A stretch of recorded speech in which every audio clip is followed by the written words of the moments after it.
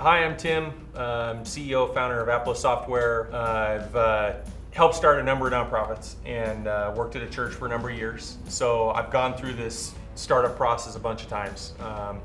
It's not as difficult as it seems. When you do your first one, it's challenging.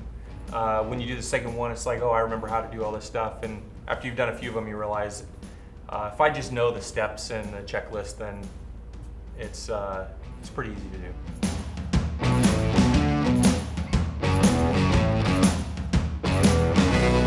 So once you've gotten your tax exempt status from the IRS and from your state agency, then there's a handful of things that you still need to do. This is very dependent on what state you're in and what those rules are. In a lot of states, you have to register for licenses or permits at this point, a business license, for instance, maybe with your county or city. So you still need to do all of those things. And in many states, you have to register with the Attorney General or an agency like that in order to be able to fundraise. So before you can start soliciting money, you need to register in order to do that. Once you have your entity all formed, you're ready to start fundraising. A lot of times the very next thing people are looking to do is open a bank account. I got this check. Maybe someone was willing to donate money to cover the filing fees with the IRS, and so they donate them. Do they give it to me and then I pay it, or do they write it to the IRS, or how do I get them tax deductions? So they want to write it to the entity, but I can't, there's no bank, so I got to deposit into my bank account. It's the first check you get, you want to put in the bank account. Opening the bank account can be a little tricky. It's not as easy as I go in and open a bank account because I have my driver's license. The gotcha is the bank needs to know that you, the person, are authorized on behalf of the entity to open a bank account. So are you the proper person to open a bank account?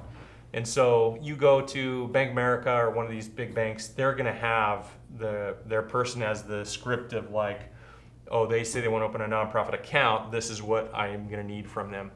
And so the things they need a lot of times are the articles of incorporation, the bylaws, and then maybe even some minutes saying, hey, you're authorized to do it. Sometimes I've even seen it in the bylaws that this person is the one that will be opening the bank account for us. And so you just bring that in. All these people sign this thing. I'm able then to show that my ID, I am the person that's in these things that these people signed, saying that this is the nonprofit's name, I'm able to open the bank account.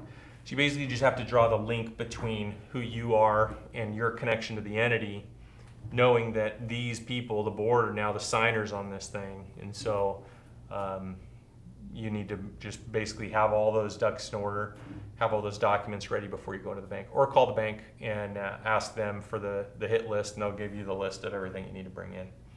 Some other pitfalls that you may run into when you're first getting started that revolve around money are fundraising too soon. I think if for the tax exempt application example, if you raise money before you get your tax exempt status and then you end up not getting approved, then now what? You told all these people that you were raising money. They're assuming in good faith that it's tax deductible. They may even claim it on their taxes, which you may not even know about.